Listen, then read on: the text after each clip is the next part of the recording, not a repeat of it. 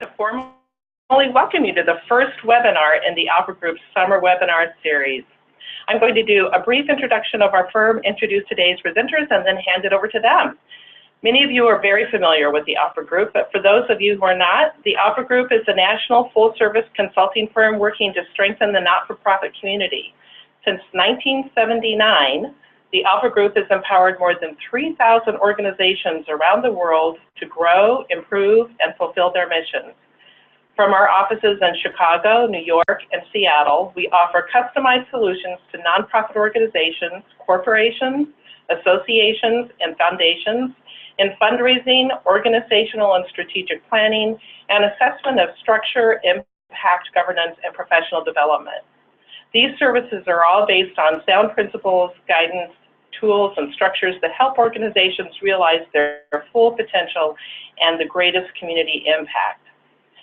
As we are all planning for the end-of-year philanthropic push, we are hoping the information, tips, and tools we'll be providing in today's webinar and the rest of our summer webinar series will help you to position yourselves and your organizations to have the most fruitful fundraising campaigns possible.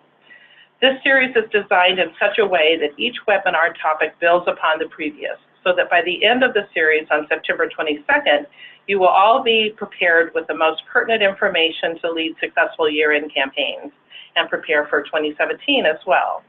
If you haven't already, we encourage you to register for the additional webinars in the series. You can do that on our website, which is www.alfred.com. We'll be sending you a follow-up email after today's webinar with the link. With that, I'd like to introduce today's terrific presenters and have them kick things off. Today's webinar is titled Breaking Through and Standing Out, Communication for Strategic Differentiation. And our great presenters are Doug Diefenbach and Cassandra Prizio. Doug is an Associate Vice President with the Alpha Group. He's an accomplished marketing and communications professional with special expertise in the area of nonprofit and philanthropic communications. For more than 30 years, he's helped a wide range of organizations to develop, meet, and exceed their goals for brand visibility, constituent engagement, and philanthropic revenue. Cassandra Prizio is a consultant with the Alpha Group. Her experience as a development professional includes direct fundraising, marketing, and communications work with social service and private education organizations. In a lot of her work here at the Alpha Group, she focuses on helping clients with their strategic planning, their case feasibility studies, and campaign work and project orientation. So thanks again, everyone, for being here, and I'll turn it over now to Doug and Cassandra. Hi, everybody. We're glad to be here today, and this is Doug. Just a couple of housekeeping kinds of things. Today's session is being recorded, and we're also going to make our presentation available to people later, so watch for an email later that will give you all of that. You see the hashtag here, so please share with us your thoughts through that channel if you would. I think everyone out there is on mute at the moment, but you do have the ability to ask questions. You can type them in, we'll receive them, and that'll be part of how we wrap up the session today. So as I say, Cassandra and I are delighted to be here. We think that there's a reason we would propose why communication for strategic differentiation is the first in the series here at the summer webinar series, and that's because from our point of view, all development success really starts with message.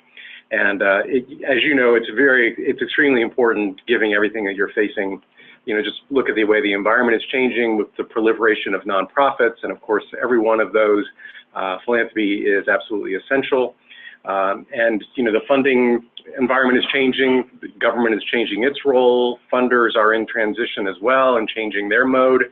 We're dealing with changes in generations and the way people communicate and the kinds of ways that they you know, psychologically think about nonprofits and philanthropy. And of course, even as nonprofits proliferate, so are the channels that we have open to us for communicating, you know, and how online and mobile giving is going crazy. And it all adds up to underscoring the fact that in that environment, differentiating your organization from others is absolutely vital if you're going to achieve your goals. So with that as kind of the overview, I'm going to pass it over to Cassandra to talk a little bit more about what we mean by differentiation. Thanks very much, Doug. So everyone, we're going to get started with a super simple and basic question. Do nonprofits compete? And I imagine you're all looking at your screens going, well, yes, absolutely they do. And it feels like they're competing constantly and for everything. So we know they're at least competing for 4 distinct things: human resources, your staff and your beneficiaries, your clients, your physical resources, your spaces, financial resources, both donations and fees for service, and mind share, the attention and the allocation of brain space that constituents are willing to give to you. So today we're going to focus on 2 of those: financial resources, specifically donations, and mind share. Before we go any further, I want to recognize that your organization has many customers, so to speak. In our presentation, we'll be talking about the philanthropic customer, your donor or your prospective donor. So now that we've established that nonprofits compete, and they do so for pretty much everything, let's begin to understand how organizations can break out from the crowd and differentiate strategically. The first tenet in strategic differentiation and dealing with competition is cost versus differentiation. In this paradigm, organizations stand out from their competitors by either undercutting them on cost or somehow in another way differentiating their value. Since nonprofits can't simply sell more product at a lower cost, we're going to focus on differentiation only. So the first thing you have to do here is to determine who you're standing apart from. In other words, what organizations make up your competition. Now, we all know that beauty is in the eye of the beholder, and it turns out that's also true for competition. And while it's tempting to think that you can define your competition yourself, it's really your target audience that is going to decide for themselves who they see as your competition. And they may see both for-profit and nonprofit organizations. They may see your peers and other organizations that you don't necessarily think of as your peers. And they may see organizations in your same geography and in other geographies as well as part of your competitive set. So in the broadest sense, your organizations compete for attention and financial resources, if not also philanthropy, from a whole range of organizations that deliver some part of the experience that your constituents are seeking. Let's use an example, a theater. We're going to make up the fictitious Alfred Auditorium, which I wish was an actual space that we had in our offices, but is not. So in this case, we think about theaters, people typically build a relationship with the theater by attending performances. So at that point, Alfred Auditorium is competing not just with other theaters, but with for-profit live music venues, movie theaters, comedy clubs, any number of other performance entertainment options. And when individuals become donors, the competition narrows. So nonprofit arts organizations to nonprofit arts organizations, even beyond theaters, like the local symphony, the local opera house, maybe some arts education organizations as well.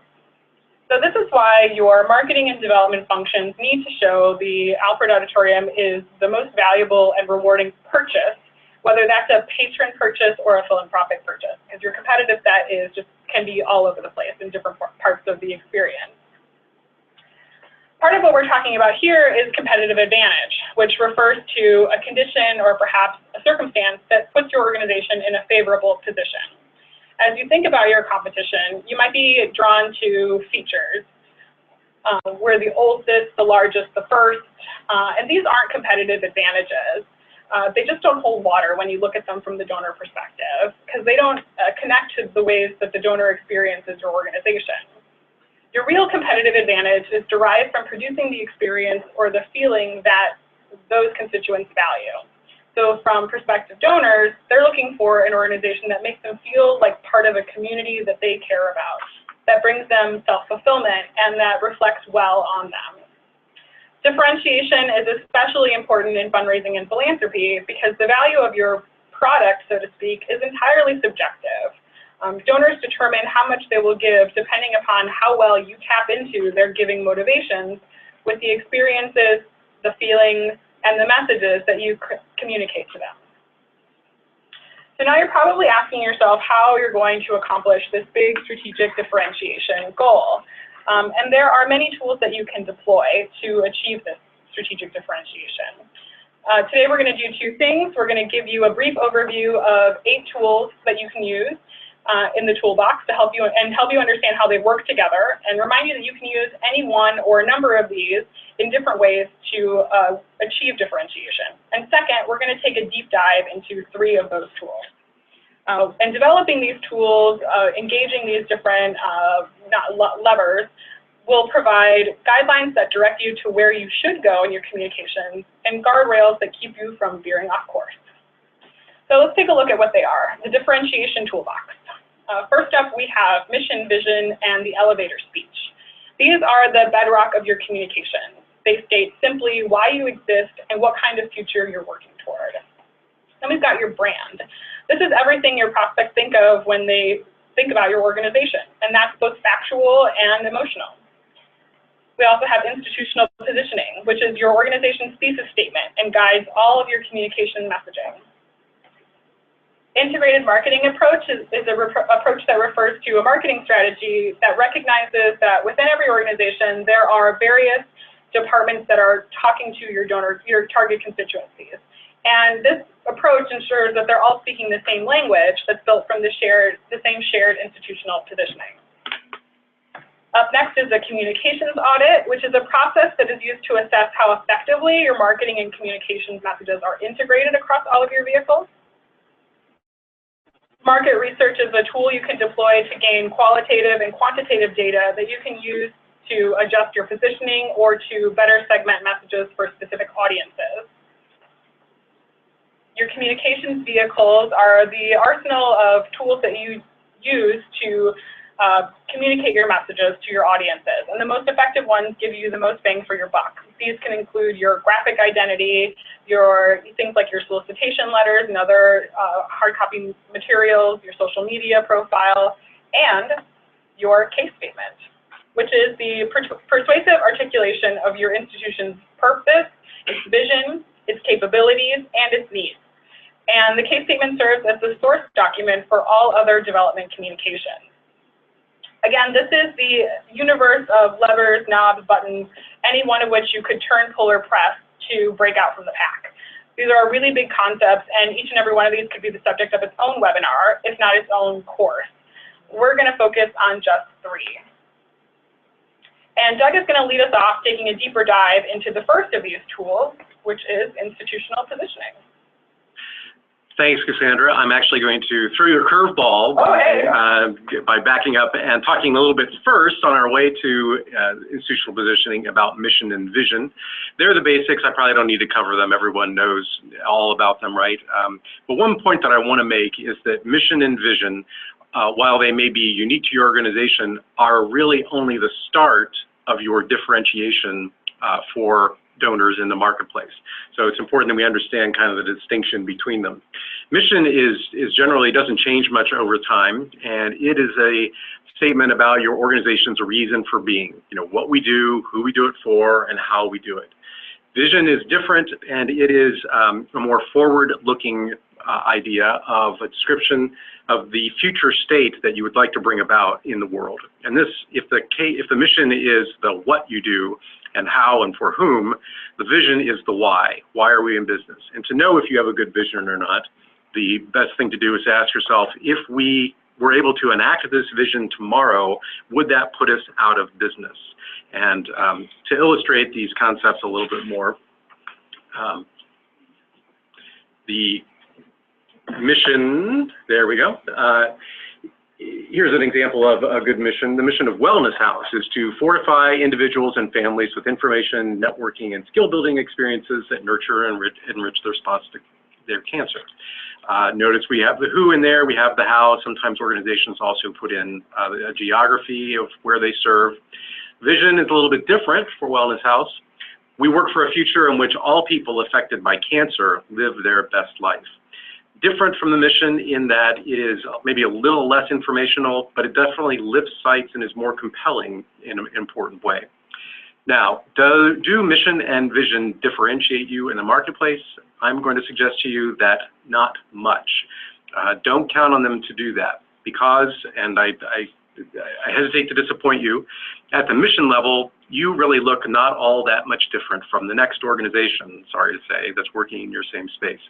And I'm going to commit another heresy and maybe say that That's only because there are just only so many social challenges and ways to address them in the world, and our organizations are all doing them in slightly different ways, but that doesn't go far enough to distinguish us. With vision, can that differentiate you? Maybe a bit, but I think that's mainly in how poetic yours is expressed rather than what the vision is. But if you are going to try to do a good vision, I would suggest that you do it well.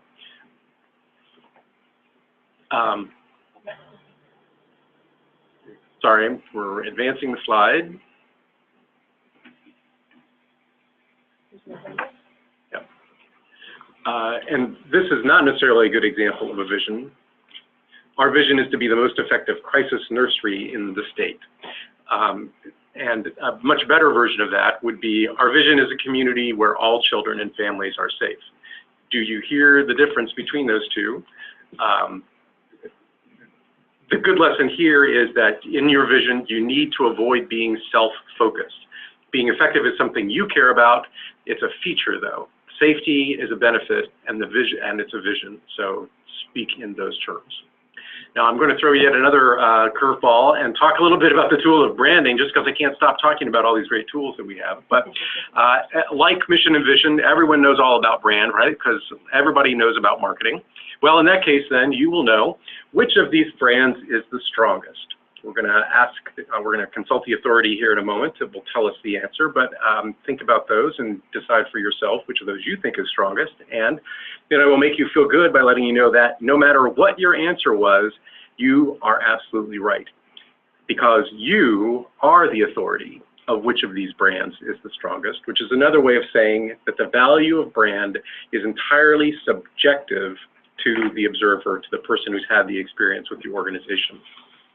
That's our way of saying that brand is really the sum of all of the associations that you've built up over however much time based on your exposure and experiences with an organization.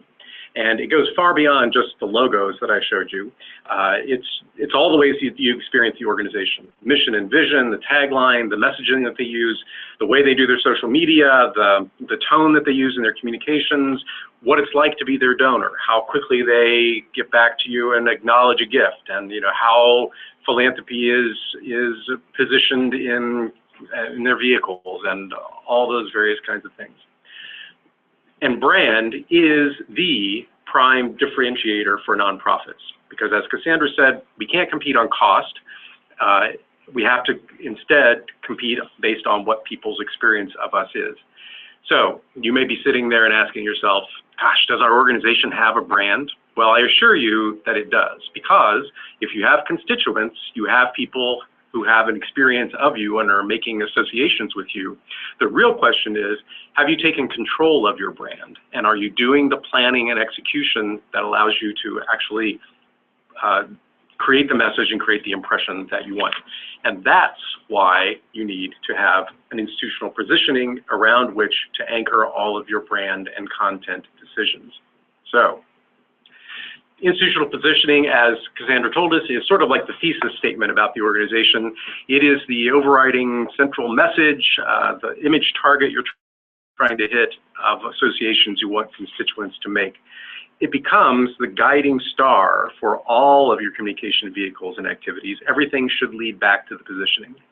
You want to make your positioning as unique as possible because you want to define your niche in the marketplace. And the institutional positioning should be something that is understood and owned by everyone in your organization. Think about it, because marketing and development, much as we might like them to be, are not the only external communicators for your organization.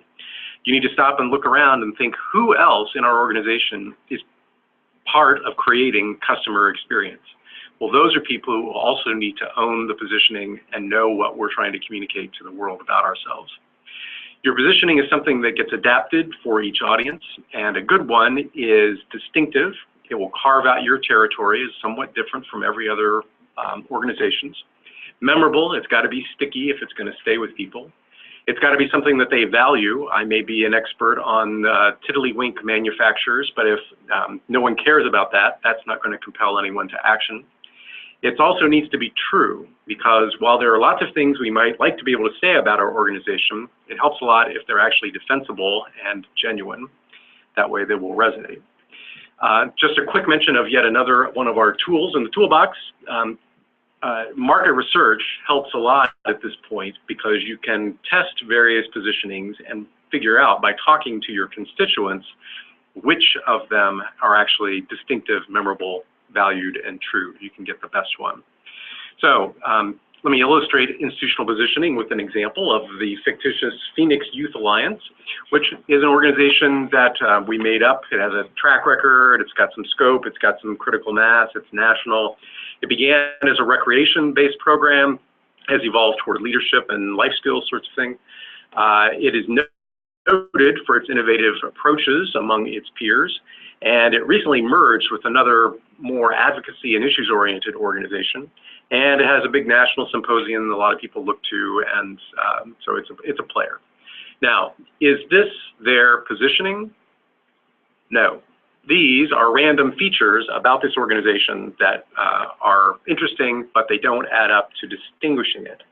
Positioning takes these random features and creates meaning out of them. That is, positioning becomes the experience that you would like to, if you could, just inject into the minds of your constituents.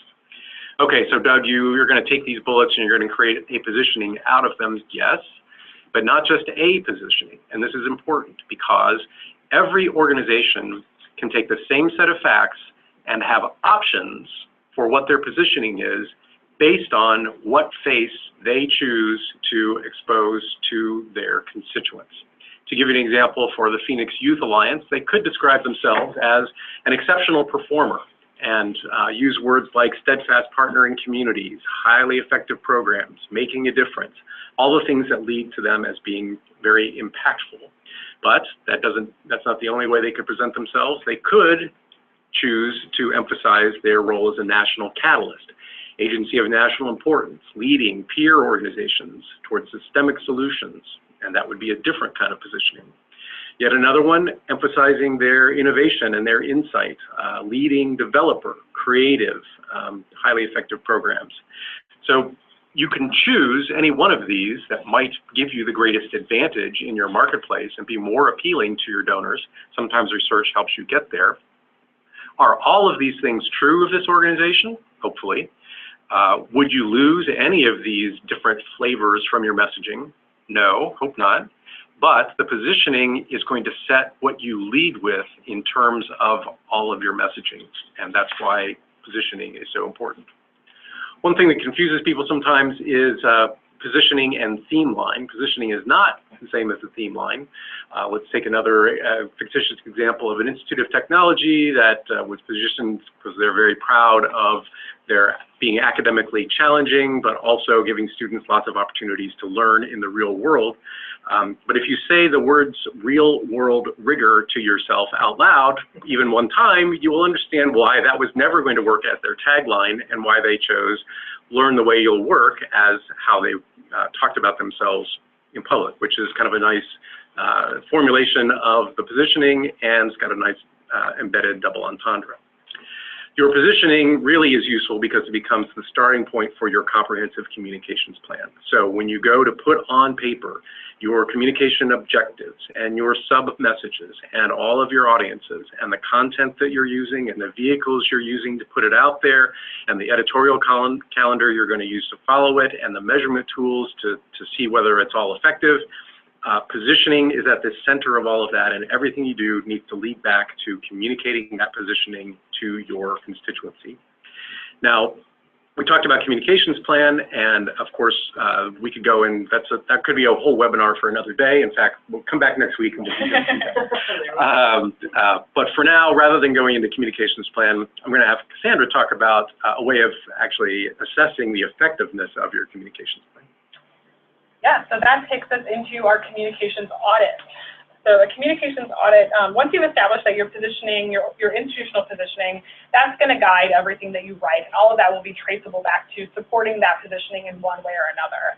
The communications audit process takes you through, a top-down evaluation of how successfully you're doing that across all of your integrated communications. We are also going to do a quick detour to integrated marketing to remind ourselves of what that is, and that's really, highly connected into a communications audit. Remember, this is a strategy wherein all your communicators, your people, your vehicles, are all speaking the same language and sharing messages derived from that institutional positioning statement. And that's true even to your segmented audiences that you're talking to for different purposes like ticket sales, development, membership, and all used to create synergy and eliminate subversion. And the kind of subversion that we're talking about is when your membership mailer and your season subscription mailer and your gala invitation all arrive in your prospect's mailbox at the same time. That's less than ideal, and the kind of subversion that the integrated marketing approach helps you to avoid and alleviate. Keep this in mind as we discuss the components of a communications audit, which look at how well the mechanisms are working and how well you're fulfilling the desired exchange of value for both parties. So to do this, the audit looks at a few big picture questions. Who are the constituents and what do they want from us? Do they want emotional stories? Are they looking for quick impact headlines? Are our communications constituent-centered? Is the audience getting the value that they're looking for from that communication? Is donor benefit evident? If our donors are buying, quote unquote, the feeling of making an impact, are we giving them in our communication the information and the experience that makes them feel that they've done so? Is marketing supporting the needs of the fundraising staff and volunteers? Marketing and donor communications are different. Marketing messages are highly strength-focused, and donor communications should be too, but they must also convey an urgent need. This means your messaging needs to convey both strength and opportunity in a complementary fashion.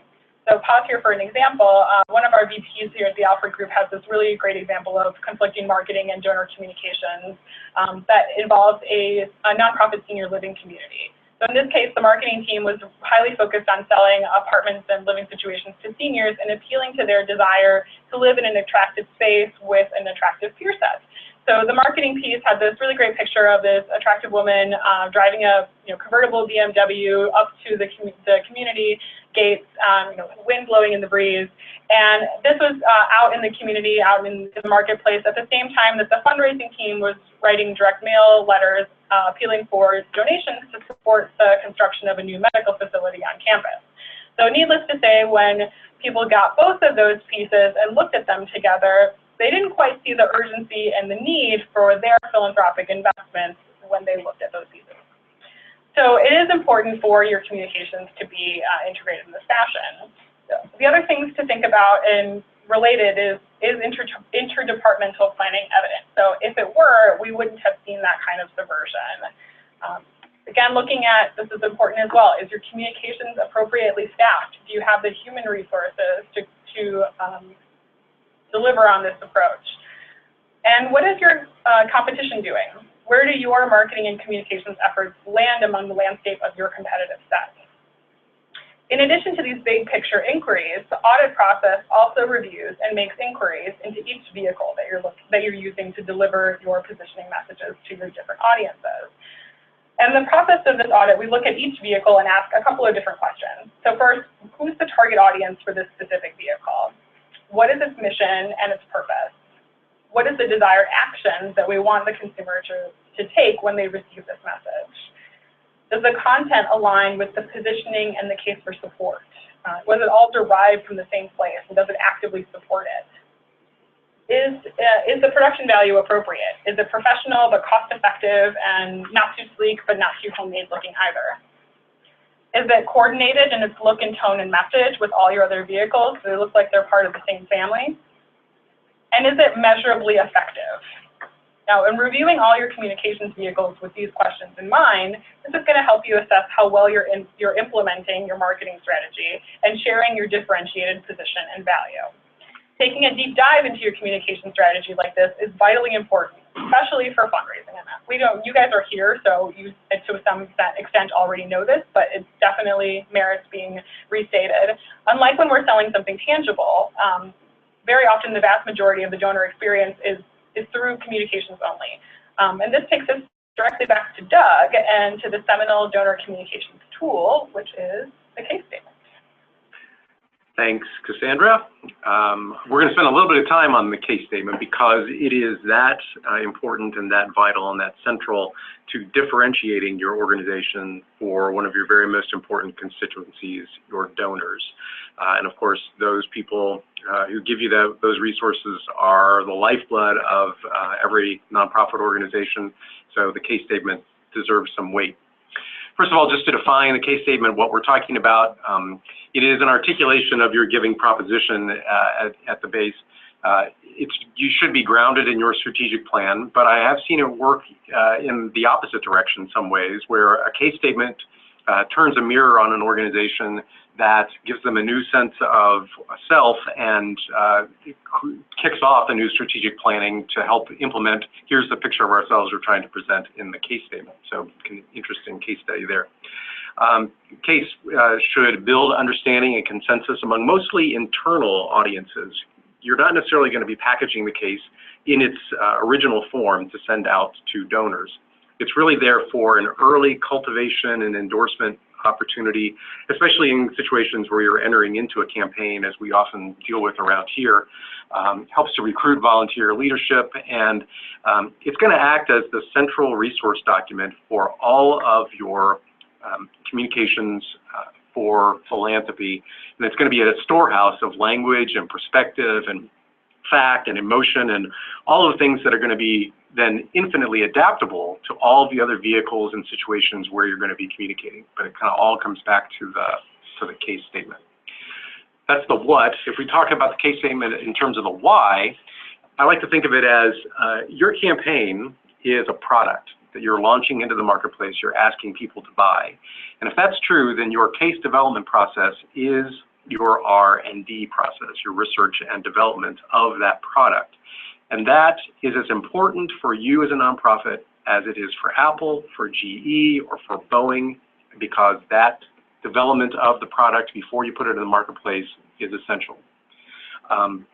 Now, like a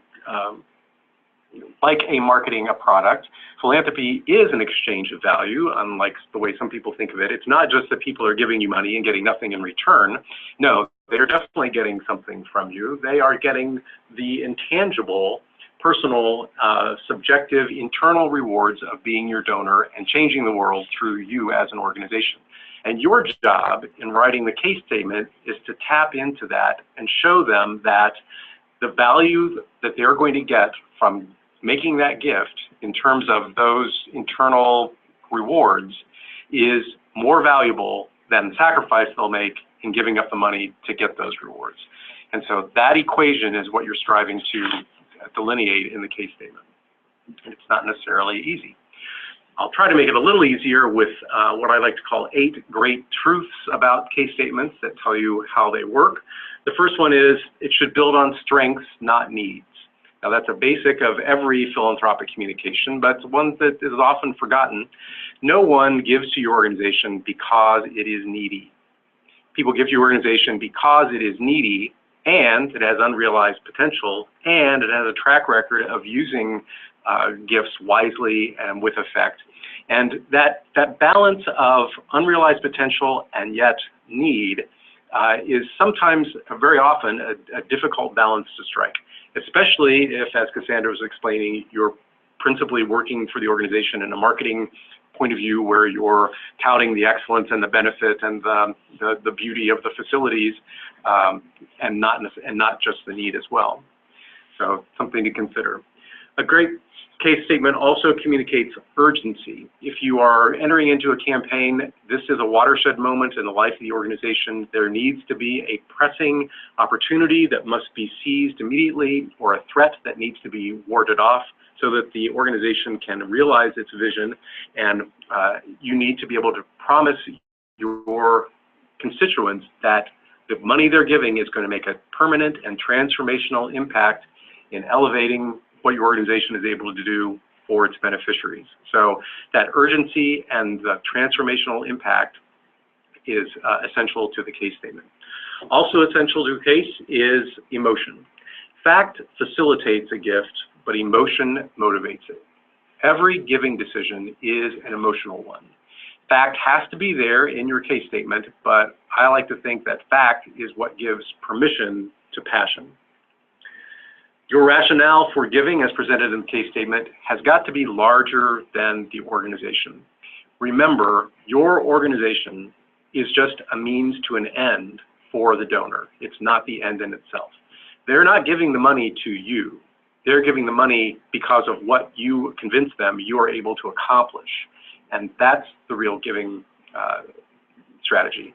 The issue with case statements often is that when they're written internally, they are often focused on the organization, which is only intuitive because we're talking about our organization, so let's tell everyone all about it. But that's not the thing that people are giving to. And so, as I like to say, the institution should be the last thing your case talks about, because you know, your institution is the answer, it's not the question, if you will. So that's not easy to do sometimes. Also, a case statement delivers most of its value through the process, not the product. Now, yes, as I said a moment ago, you're going to end up with lots of great words on paper that will be a repository that you can use in many different ways. But the real value comes from the involvement of people in your organization in developing and using the case statement itself. Because those people who get to have inputs, who push and pull and review back and forth and say what they think about it, all of that process leads them to a sense of ownership for the message and for the organization, which is really the point. Because, again, you're writing for the volunteer, not for the donor. And because of that, it's the adoption of the case and the ownership of it that is going to put the fire in the belly of the volunteer to be able to sit down across from a donor and say, will you give us $1 million? And again, those can be challenging. You need to involve volunteers in writing a case statement. Even if you know everything there is to say about your organization, you need to involve the volunteers because making them owners is important. And because you also want to make sure that you are crafting your case in a way that's going to reflect the outsider point of view, and that is the donor values. Donor values are essential to hit in your case for support because, let's face it, no one is giving to your organization out of a sense of duty. They're giving because your organization is the embodiment, the chosen embodiment of things that they value. And your vision for the future is the same way that they would like to change the world, and that's what they're giving to. That's why we like to say that for every gift, there are good reasons for giving, and there are the real reasons for giving. The good reasons are all the things that you could easily point to, and they tend to be factual and objective. You know, well, they do this sort of program, and they've won these awards, and they're active and they're growing, and this organization increased literacy in its target population by 12% in the last year, et cetera, et cetera. All that's well and good, but those are not the real reasons why the person's giving. The real reasons are internal and subjective things like, I want to feel heroic. I want to act on my gratitude that I feel toward this organization, perhaps for teaching me to read and to pay back that debt. I want to leave a legacy. I want to have an impact on posterity. Maybe I just want to feel connected to something larger and part of a larger movement and organization. Maybe it is that my real reason for giving is I just want to be associated with a winner. Harvard raises millions of dollars every year and their endowment is in the billions. Do they need all of that? I leave you to answer that question, but people give to Harvard because it's a winner organization and they want to be associated. People also give a real reason is because I want to help create a better world and I want to advance my values in making the world more like the kind of place that I want it to be. So those are the real reasons that people give, and those feelings are what I'm buying with my gift. And those feelings are what you need to market in your case statement, not your organization, not your program. We'll get to those, but you need to make sure that the donor ends up feeling these things so that they will pay attention to the actual funding opportunities that you present. So in the case, you have the language and the facts that awaken in the donor the recognition that giving to you is how they can achieve these internal rewards that they are all seeking. And that's why I like to say that The fact that they're giving to fulfill their needs, not yours, implies what I think is the meta message that every philanthropic communicator needs to have in mind at all times, and that is supporting this institution provides opportunities to feel powerful and virtuous. If everything you put on paper or into the internet somehow leads back to making people understand and feel this, you will be successful. Why powerful and virtuous? Well, powerful because I want to know I can make a difference. Virtuous because I want to believe that I'm noble and that I'm helping worthy people. And if you can make me feel those things, I'm going to give you money. So I may like the idea that you're increasing literacy by 12% among your target population, but I give because I will open up new horizons of enrichment of personal potential for deserving people, et cetera, et cetera. That's really what I'm buying with my gift. And that's why any list of statistics is never going to be a case statement. So yes, even in a world of 140 characters per message, there is a need for wordsmithing that needs to be done. So if we accept the idea that their gift is about them more than it is about you, it starts to explain some of those great truths I talked about a minute about case statements. Why is it true that we need to build on strengths rather than needs? Because your donor wants to associate with a winner. Why is it important that we communicate urgency? Because your donor wants to feel heroic. They want to feel that they're the cavalry coming over the hill. Why is it that we need to emphasize vision and the future? Well, because that's what your donor wants, to express their vision for the future through their gift. Why is it that we need to make the case larger than the institution? It's because they're not giving to your institution. It's because they want to act on their community spirit to improve society, to be part of something bigger. And why is it that our case has to promise transformational impact? It's because your donor gives because they want to feel powerful, they want to feel virtuous, they want to feel part of history. So if your case can explain how your organization delivers these experiences to your donor, then you will succeed. I would also go a little bit farther and suggest that you will be well served if you look then at not just your organization, but each of your funding opportunities that you may be presenting in your campaign inventory. Look at each of those funding opportunities and ask these same questions. Deconstruct it in terms of these things. How could this particular funding opportunity offer opportunities for people to feel heroic, or express their gratitude, or associate with a winner, or feel connected with something larger? And if you deconstruct them at that level, you can talk very convincingly about any single one of those funding opportunities. Now that may strike you as a lot of deconstruction and a lot of intense work about all of your various funding opportunities, but I think it's important to do that. You have to do the work of connecting those dots for people. We know that there is so little bandwidth for attention. People don't read like they used to. People don't look at information the way that they used to. There's so much competition for attention. You need to do the work, not they. You need to do the work of making the appeal explicit and transparent up front. If you are able to do that, then you'll write a case statement that not only provides the connecting spine for all of your development communications, but you will end up by truly differentiating your organization, because not everyone writes the case statement and does that well.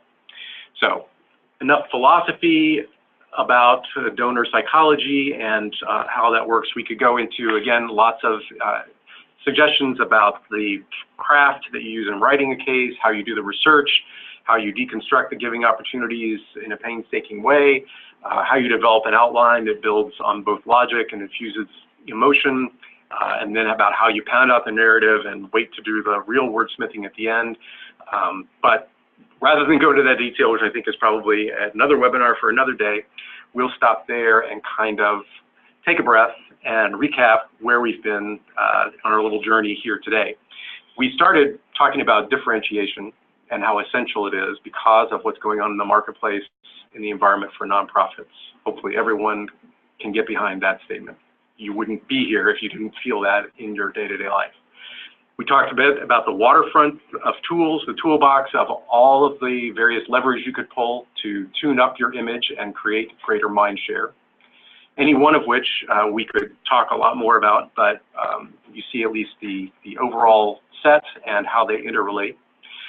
We also talked about how you could understand mission and value and brand in a way that gets you to an institutional positioning that is going to put you in a distinct place in the marketplace and allow you to communicate with focus so that people end up with the kind of impression that compels them to act on your behalf. We also talked about how you would go back and look at everything you're doing to find out whether it's working or not in the communications audit. And then we talked some more about how to equip your volunteers to, by leveraging donor psychology and what really compels a gift through that all-important vehicle of the case statement. So, congratulations, you have now done all this and you have distinguished your organization in the marketplace in a way that is both strategic and differentiating, and so we're done. Now you just have to go and do that this afternoon and all will be well. So hopefully there are a few questions that are bouncing around in your mind at this point, so I think there's a dialogue that you can write us questions, and I think some of them have already perhaps come in. Yeah, we received some questions while we were giving the presentation, so recognizing that we may have just provided you with an overwhelming amount of information, please take a few minutes if you haven't already done so to formulate a question, send it to us, and we'll do our best to get through as many of them as we possibly can. And let us know how we can overwhelm you even better next time. So first question here, Doug, your case statement sounds like a lot of words. With the new tools that are available for integrating words, images, and video, can we dispense with a lot of the wordsmithing? Well, that's a good question, and as a guy who's kind of made a career out of figuring out how to write things in a poetic, impactful way, I see that both as opportunity and a threat a little bit, I will say. But one thing that I've learned, I am using those tools, and they do create a more sort of breakthrough kind of boffo, because you can use all kinds of different color and sound and all sorts of ways that we could only dream of back in the day, as it were. But I think that all of that is packaging, and none of that excuses you from doing the work up front of figuring out the hard work up front of getting on paper, how can we say this the best way, and what is going to make a difference. And I think you have to do the work up front if you're going to get to the most snazzy formulation and presentation of the case. So I think the words on paper create a repository you can use in lots of different ways, and then you also have these new tools that can be great in presenting your case as well. Yeah, and arguably when you have fewer words, every word is that much more important, and so it's important that it be exactly the word that conveys the message that you want it to. So wordsmithing perhaps even more important when there are fewer. Absolutely. Another question here, can events ever be as effective as communications vehicles? Oh. That's another webinar. Yeah. Hopefully there's been a collective moan that's gone up from the crowd out there in Alfred land. If you serve in an organization and you have things like galas and donor events, that's why you have them, right? Because you want to get across the message. But the bandwidth for doing that is so challenging because people are there to party, right? Yeah. And that's part of it. So finding ways to do that are insightful and understand where people are can be a trick. You have the standard video that is obviously a great thing, and now video tools are much more available to everyone, which is excellent.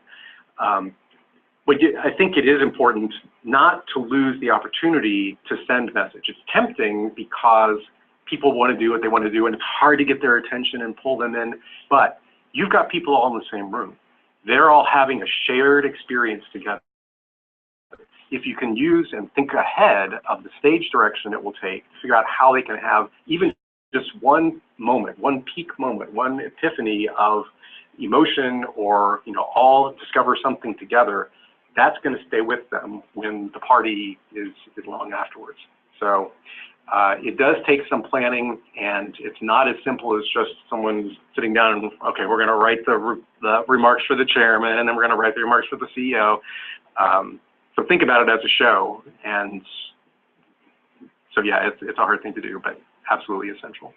And this is Sharon Tickness. If I could just add, at the Alpha Group, we often encourage our clients to incorporate their mission or a statement, an impact statement, as part of the printed material. Be sure that you're using, you know, all of the materials that you're sending in advance by electronically or in print, and whatever materials are at the table that build upon the message that you're trying to position with your audience. And then the other side of that coin is the follow-up as well. I mean, people will be at the party and have fun, but what they should get a couple days later is something that reiterates the things that they hopefully heard at the event that maybe they didn't. So here's another one. Why is the case statement a challenge for insiders to write? Well, it's often hard because you spend every day inside your organization and you have your experience of it and what you think of it, but that's not the donor's experience. So you have to be able to look from the outside in to see the organization as someone fresh off the boat, if you will, is going to be doing, and that's often hard for someone who's on the inside. Very often, board members are very useful this way because they're outsiders, but they're also insiders, so they're an excellent bridge. And if you're going to do a campaign, I absolutely guarantee you that everyone on your board, their biggest need is going to be, if I'm going to ask people for money, I want to say it right. And so they want it to reflect their point of view, and you know, the people that they know are outside, so they need it written from the outside in. And the case is effective when it, you know, collects the organization and turns a mirror on the organization and say, here's who you look like from the outside. And those, I've really enjoyed times when the case statement does that and you deliver it and you're sitting in the board meeting and they've, you know, read the case statement, and you have the one board member who says, this is tremendous, this is exactly, we've never thought about talking about ourselves this way, and this is exactly what we need, we're off to the races, this is great. And the board member next to him says, wait a minute, is that what you think? Because I wasn't sure that this was how we talked about ourselves, or you know, this seems like kind of a radical notion. That is excellent. That's exactly what you want to have happen, because the case can reveal these hidden fault lines within the organization that need to be out of the way and smoothed out as you go out to do your campaign or whatever it might be. So again, it's the process much more than the product, that's the value. So your answer just spurred another question here. Is a board marketing committee a good idea? Depends on who you ask. I'm going to go with yes, because for all those people who have a board marketing committee, I'm going to make them feel better because they've got one. Yeah. Although, of course, they are, you know, they have their own point of view, and sometimes you may feel like they're getting in the way of what you want to do and making your life more difficult. But again, you need to understand your organization from the outside in, and not only is their perspective good, but having them on board with the message is important, because, as you know, quote unquote, better marketing is, we need better marketing is usually the first refuge of the reluctant solicitor. And if your board is having trouble getting boots on the ground and sitting down from somebody, they're going to want to be part of creating the message. And you know, if you don't have a board committee, or if you have a board committee, they can't say we don't own the message. And if I could just jump in again, this is Sharon Tickness. Many of the Alpha Group's clients put together a task force to work on branding or communication strategy, to work together with, whether it's our firm or the leader of the communications team within an organization, to help bring forward new messaging and to create ownership of messaging within the organization. So you maybe don't need a full board committee, but you could create a task force, and maybe not only of board members, but of other highly invested constituents within your organization, volunteers, even staff leaders, to be a part of that dialogue and creating a new positioning. Thanks, Sharon. So this person is experiencing some of that overwhelmed feeling we were talking about, and asks, if we have to pick one place to start, where should we begin? Well, with the 8 things that we talked about. You're probably not going to start with mission and vision because those are probably in place and not very changeable. You're probably not going to start with your brand because that's a big concept to get around, although an awareness of that will help you in all your other decisions. If you're going to start anywhere, I think it's with institutional positioning because that's the place that all the other messaging emanates from. How do you want to be seen and perceived and valued out there in the marketplace? Then case statement is incredibly important, but it really harkens back to that. It's a donor-wise retelling of your positioning. So I think that's where I would begin. Excellent advice. Makes sense to me. So we got one more question. Let's see. We've got one more question. Any tips on how to address internal subversion? Maybe lock fundraising and marketing folks in a room and don't let them come out until they play nice. I love this sense of humor. I'm sorry, I'm off on a little fantasy trip now, imagining the development and marketing people in the same room. I think to a certain extent you do. I've been in situations representing the foundation of the philanthropy communication side, trying to deal with marketing, and it is a constant translation process and one that's hard to turn the corner on, surprisingly hard, because those people are communicators and they're very talented and very smart, and it's the same organization. But it's a different kind of a voice. And yes, I have seen instances where making sure that they're connected and combined and working together helps to at least smooth out the bumps when they have, conflicts or they're, doing things that don't seem to mesh together. I think the jury is out a little bit on what's best, whether they should both be under the same leadership or whether they should be separate and how that works. And I think it's really situational to the organization in some ways, but they do need to have bridges between them and joint planning and joint understanding for sure, because they're all communicating at some level the same message.